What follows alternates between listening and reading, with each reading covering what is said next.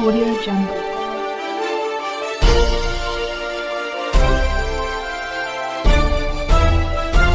Audio Jungle. नमस्कार, मैं हूं राजवीर सिंह होरा। आप देख रहे हैं टेढ़ी बात न्यूज। देश भर के आरटीआई कार्यकर्ताओं का समूह द्वितीय न्याय यात्रा को लेकर के निकला हुआ है। यह न्याय यात्रा 17 अप्रैल से जारी है।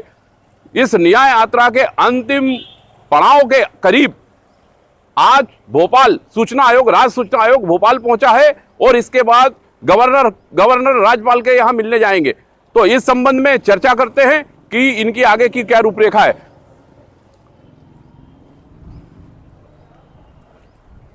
जी अभिषेक जी, आप बताएं, यह जो आप न्याय यात्रा लेकर के निकले, या ये आप लोगों की द्वितीय न्याय यात्रा है? इसके पहले एक न्याय यात्रा आपकी ओर निकल चुकी है। उस न्याय यात्रा और इस न्याय यात्रा के बीच में क्या प्राप्त हुआ आप लोगों को? अब तक तो ना तो सूचना आयोग में कोई सुधार हुआ है, सूचना आयोग के बदले सचना आयोग हो गया, उसका दुर्गव हट गया। ये स्थिति है सूचना मध्य प्रदेश सूचना आयोग की। और सूचना आयोग अपने ना तो कार्य करती है ना ही सूचना दिलाती है। यह है सचना आयोग। सचना आयोग मध्य प्रदेश में रह के क्या होगा, जबकि संसद द्वारा पारित सूचना का अधिकार अधिनियम 2005 के तहत सूचना आयुक्त हो या राष्ट्रपति हो, कारण बताना होगा। और यह कारण चपरासी से लेकर राष्ट्रपति तक को बताना होता है। संसद द्वारा पारित सूचना का अधिकार अधिनियम 2005 को परिवर्तन करने का अधिकार प्राप्त नहीं है। वह राज्यपाल हो या मुख्य सचिव हो, वह राष्ट्रपति ही क्यों ना हो, अब परिवर्तन करने के लिए उसको भी सोचना होगा। क्योंकि सूचना का अधिकार अधिनियम 2005 में सिर्फ और सिर्फ 2 साल का ही समय था परिवर्तन करने का, इसलिए उसको संसद द्वारा पारित करवाना होगा। और संसद द्वारा पारित होने के लिए अब जनता से परमिशन लेना होगा। बिना जनता के संसद नहीं है, क्योंकि जनता ही चुनती है जनप्रतिनिधियों को और जनप्रतिनिधियों से बनती है संसद। और संसद में जनता का निहित पैसा लगा हुआ है। करदाता मतदाता कर देते हैं, मत देते हैं, इसलिए हमारा अधिकार भारत के हर राज्यों पर है और हर राज्य में सुधार होना जरूरी है। या नहीं कि सरकार बना रही है यह बिल्डिंग वह बिल्डिंग, सरकार कहाँ से बनाएगी? सरकार को खुद अपना वेतन लेती है खुद, वह कहाँ से बिल्डिंग बनाएगी, रोड बनाएगी? वह जनता के टैक्सों के पैसों पर जो है योजना बनती है और योजना का क्रियान्वयन होता है। लेकिन जनता अब तक नहीं जान रही है कि हमारे ही पैसों से जो है योजना बनती है और हमारे ही पैसों से यह बिल्डिंग बन रहा है और हमारे ही पैसों से, टैक्स के पैसों से यह जो है सेवा लेता है और वेतन लेता है। आप लोगों की मुख्य मांगे क्या है? मुख्य मांग है कि सूचना का अधिकार अधिनियम 2005 लागू हो और किसी हाल में लागू हो। इसके बाद आपका क्या कार्यक्रम है? सूचना आयोग में ज्ञापन देने के बाद अगला कार्यक्रम क्या है आपका? राज्यपाल को ज्ञापन देना, उसके बाद मुख्य सचिव को ज्ञापन देना और उसके बाद 30 तारीख से जिले से ज्ञापन शुरू होगा सूचना आयोग तक जाने का। ज्ञापन का कार्यक्रम रुकेगा नहीं।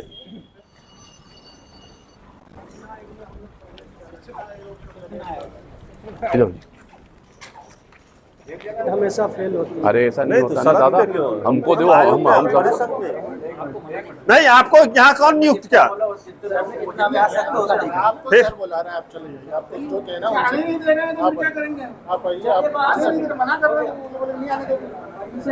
परमिशन कहाँ है? आपको परमिशन है? हमने दे दिया है।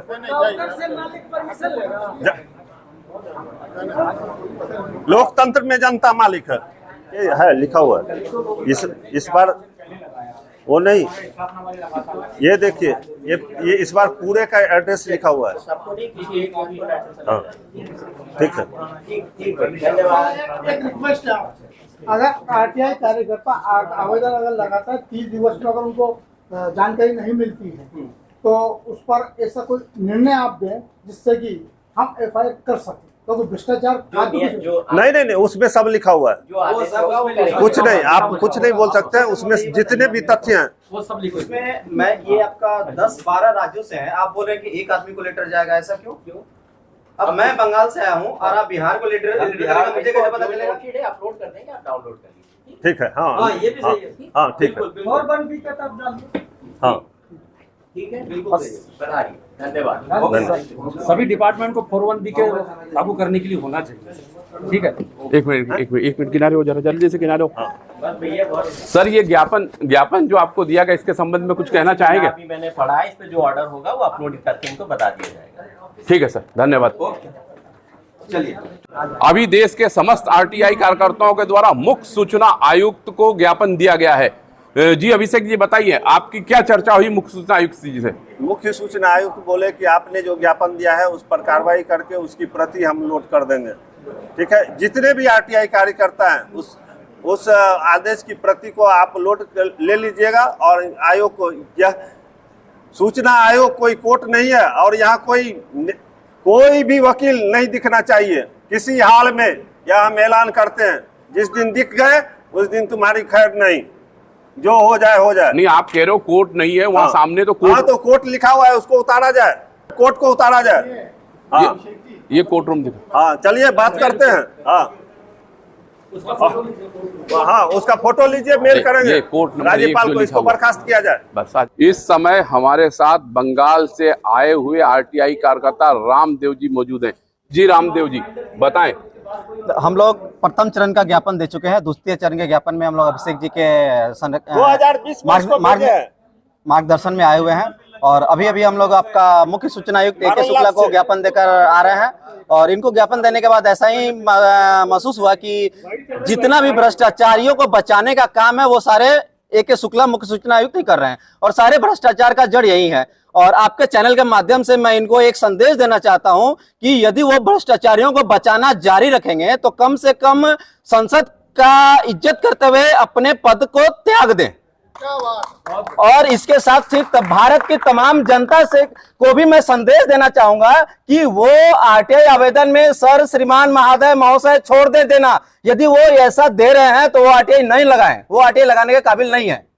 आरटीआई का मतलब सूचना लेना नहीं, भ्रष्टाचार के खिलाफ लड़ना होता है। आप भ्रष्टाचार के खिलाफ लड़ना सीखिए, सूचना लेकर घर में सजाना नहीं होता है। जी धन्यवाद।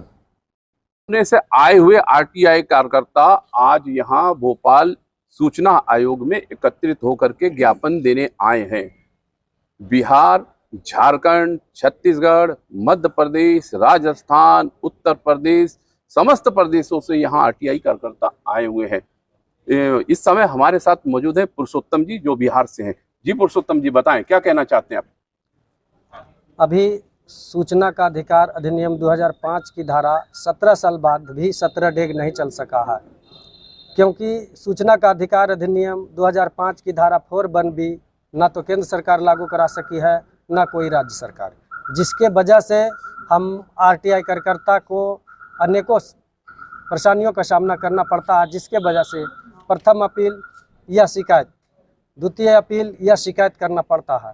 जिसका मूल कारण है लोक सूचना पदाधिकारी द्वारा ससमय सूचना नहीं देना, गलत सूचना देना, अपूर्ण सूचना देना, भ्रामक सूचना देना, प्रश्न से इतर सूचना देना अथवा विषय से विषयांतरित सूचना देना।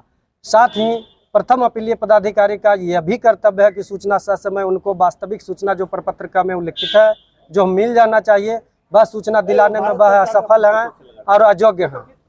और वह असफल अयोग्यता इसलिए हैं, जानबूझकर हैं, क्योंकि अनुचित लाभ ग्रहण करके अनुचित लाभ पहुंचाते हैं। सूचना गलत जो दिया जाता है, जिसमें लोक सूचना पदाधिकारी को संरक्षण प्रदान करते हैं, उन पर 20(1) की अनुशंसा के साथ संचिकास्त नहीं करते हैं। वही हरकत हर राज्य के और केंद्र के लोक सूचना के द्वितीय अपीलीय अथॉरिटी का भी है। वो अपने अपने पदों का ग्रहण करते हैं सूचना का अधिकार अधिनियम 2005 के तहत और आदेश पारित अपने अपने राज्यों के अनुसार करते हैं। कुछ ने तो अलग ढंग से कानून भी बना रखा है, फीस भी तय कर रखा है, जबकि सूचना का अधिकार अधिनियम 2005 की धारा में स्पष्ट उल्लिखित है कि सूचना के लिए मात्र आवेदन शुल्क है, प्रथम अपील शुल्क की व्यवस्था नहीं है, द्वितीय अपील शुल्क की व्यवस्था नहीं है, फिर भी कुछ राज्यों में लिए जा रहे हैं जो अविधि मान्य है। आपका नाम बताइए। नूरगुल खान। कहाँ से हैं आप? मैं भोपाल से ही हूँ। आप भोपाल से हैं जी। क्या कहना चाहते हैं? हमारा ऐसा कहना है कि सूचना का अधिकार अधिनियम 2005 की धारा 4B1 के अंतर्गत सुचारू रूप से चालू हो। उसमें जो नियम है 17 बिंदु जो कि लोक सूचना अधिकारी को अपने कार्यालय के अंदर लागू करना चाहिए, लेकिन वो लागू नहीं है। उसको लागू करने के लिए कहाँ से आप? मैं कटनी से हूँ। आपका नाम बताइए। मेरा नाम कुलबीर सिंह है। मैं सूचना के अधिकार 5 के बात कर रहा हूँ। हर आदमी को जागरूक बनना चाहिए, हर आदमी को आरटीआई कार्यकर्ता बनना चाहिए, जिससे इसका भ्रष्टाचार का पोल खुल सके। सूचना के अधिकार में हर कार्यकर्ता को आगे आना चाहिए, जागरूक होना चाहिए, जब ही भ्रष्टाचार का खत्म होगा। आप कहाँ से हैं? राजस्थान से। क्या नाम है आपका? श्याम मुरारी प्रसाद। क्यों आप न्याय यात्रा में यहाँ घूम रहे हैं? राजस्थान से मध्य प्रदेश क्यों आए हैं? क्या चाहते हैं आप? हम लोगों की न्याय यात्रा पूरे भारतवर्ष में चल रही है, जो अप्रैल 2019 तारीख से शुरुआत हुई है और ये पहली हो चुकी, दूसरी चल रही है, तीसरी भी आगे चलेगी और चौथी भी चलेगी। जब तक ये सब नहीं सुधरेंगे, भ्रष्टाचार में संलिप्त जितने भी अधिकारी है, हम तो सभी राज्यों के राज्यपाल से अपील करना चाहता हूं कि जितने भी भ्रष्ट अधिकारी जहां जहां बैठे हुए हैं, सबको बर्खास्तगी की मांग करता हूं। जी, आपका नाम बताइए। कहाँ से हैं? किस प्रदेश से? मैं ओम प्रसाद हूँ, झारखंड से हूँ। ओम प्रसाद झारखंड से। यहाँ न्याय यात्रा में आप क्यों भटक रहे हैं? प्रदेश गांव क्या मांगे आपकी? जी, मैं ही नहीं, पूरे भारतवर्ष के आरटीआई कार्यकर्ता पूरा न्याय यात्रा में जुटे हुए हैं और प्रथम चरण जा चुकी है। द्वितीय चरण में हम लोग 4(1) के तहत आरटीआई एक्ट अधिनियम 2005 के तहत 4(1) लागू करना हम लोग का कार्य अभी बना हुआ है। कहाँ से आए हैं? क्या नाम है आपका? मैं उत्तर प्रदेश से आया हूँ। मेरा नाम चंद्र प्रकाश है और अलग अलग राज्यों में घूमने का एक ही मकसद है कि संसद द्वारा पारित सूचना का अधिकार अधिनियम पूरे भारत में, वो संसद से पारित हुआ है, पूरे भारत में एक समान रूप से लागू हो। ऐसा नहीं कि अलग अलग राज्यों के लिए अलग अलग नियम होना चाहिए। यह कानून कोई राज्य विधानमंडल से नहीं पारित हुई, संसद द्वारा पारित हुई है।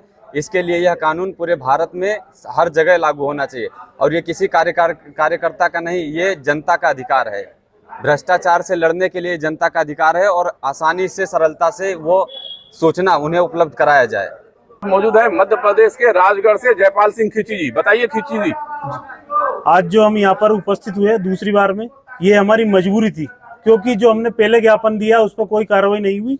हम चाहते हैं कि जो संसद ने जो कानून बनाया है 2005, उसका व्यापक स्तर पर जो जनमानस में प्रचार प्रसार होना चाहिए था, कार्रवाई होनी चाहिए थी। कार्रवाई में क्या, जो 10 रुपए के मौलिक अधिकार दिया गया था कि 10 रुपए की आरटीआई लगाने पर सूचना मिले, जो कि आम व्यक्ति को सूचना नहीं मिल रही है। इस कारण हमको यहाँ पर बार बार आना पड़ रहा है, भटकना पड़ रहा है। हम चाहते हैं तत्काल प्रभाव से आज के बाद जो ज्ञापन दिया उस पर कार्रवाई हो और 30 दिन के अंदर ससमय सूचना मिले।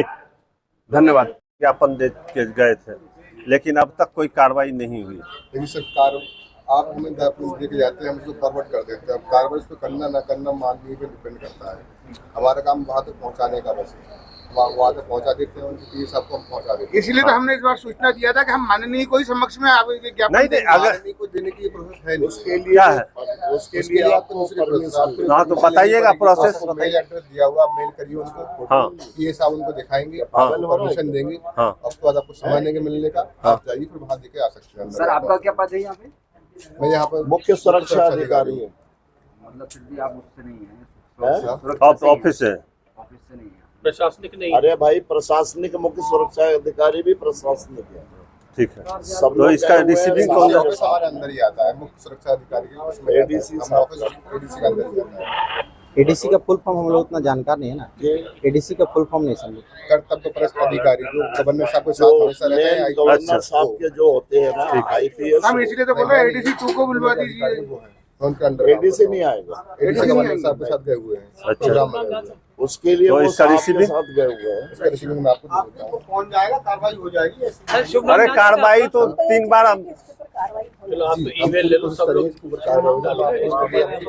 जरा आप लोग ऐसे हो जाए। ये देखिए 6 बार मेल कर चुके, लेकिन कार्रवाई नहीं हुई है। थोड़ा सा सर ऐसे होइए ना, देख लीजिए, 6 बार मेल किया हुआ है, अब तक कार्रवाई नहीं हुई है। सुनिए ना तुम्हें। हाँ सुनाइए। उस लायक होगा तो वो करेंगे। उस लायक नहीं है तो सुप्रीम कोर्ट का आदेश है उसमें लगा हुआ। बहस नहीं होती है राजभवन में। हाँ, यहाँ पर थोड़े से नहीं सर, आप हम कोशिश करेंगे पूरा आपसे एडी साहब तक हम पहुँचा देंगे। एडी साहब को मैं पर्सनली बोल दूंगा, वो आपकी बात वहाँ तक पहुँचा देंगे। राजभवन है यहाँ थोड़ा सा, तो राजभवन देखिए जनता से बड़ा कोई भवन नहीं है, सबसे बड़ा हम स्पष्ट बता दिया आपको, समझ गए ना, क्योंकि हम वोट देते हैं। हाँ, वोट देते हैं। हाँ, वोट देते हैं और कर देते हैं, इसीलिए हम काम यहाँ नहीं होता। ये राजभवन नहीं है कि यहाँ ठीक है ना, ठीक है। राज्यपाल चुनाव लड़ता है, ये बोर्ड वहाँ सीएम सर ये हो गया ना, देख के तो कम में थोड़ा ज्यादा काम करें ना। हाँ, पावती इस पे चाहिए।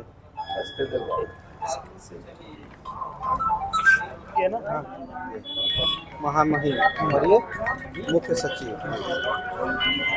संसद द्वारा पारित सूचना का अधिकार अधिनियम 2005 पूरे भारत में समान रूप से लागू होना चाहिए। सूचना का अधिकार अधिनियम 2005 ना तो किसी राज्यों में समान रूप से लागू है, ना ही केंद्र में लागू है, जिसके कारण आए दिन आरटीआई कार्यकर्ताओं को परेशानी हो रही है।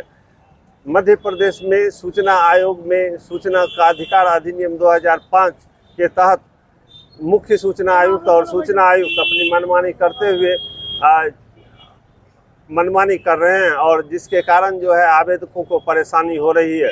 राज्यपाल को ज्ञापन देने आए तो राज्यपाल के यहाँ कोई ज्ञापन लेने के लिए तैयार नहीं है। इस तरह की व्यवस्था मध्य प्रदेश भोपाल में विद्यमान है, और ये बोलते हैं कि जनता के लिए हम नहीं हैं, जनता हमारे लिए है।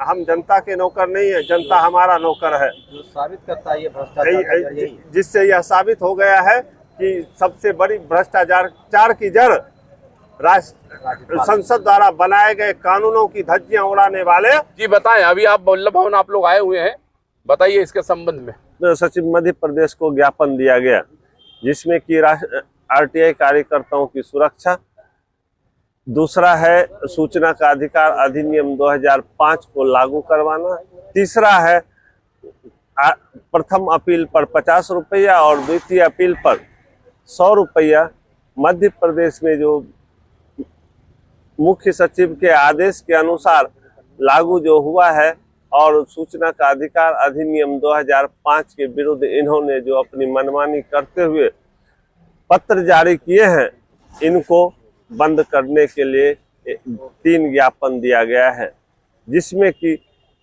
अब तक जो भी प्रथम अपील और द्वितीय अपील पर पैसा इकट्ठा किए हैं उनकी भी जानकारी मांगी गई है कि आप इसकी जानकारी वेबसाइट पर उपलब्ध कराएं, और जितने आवेदक हैं उनको बाय पोस्ट भी भेजा जाए, जिससे कि आरटीआई कार्यकर्ताओं को यह पता चले कि यह फंड किस मद में खर्च होता है। धन्यवाद।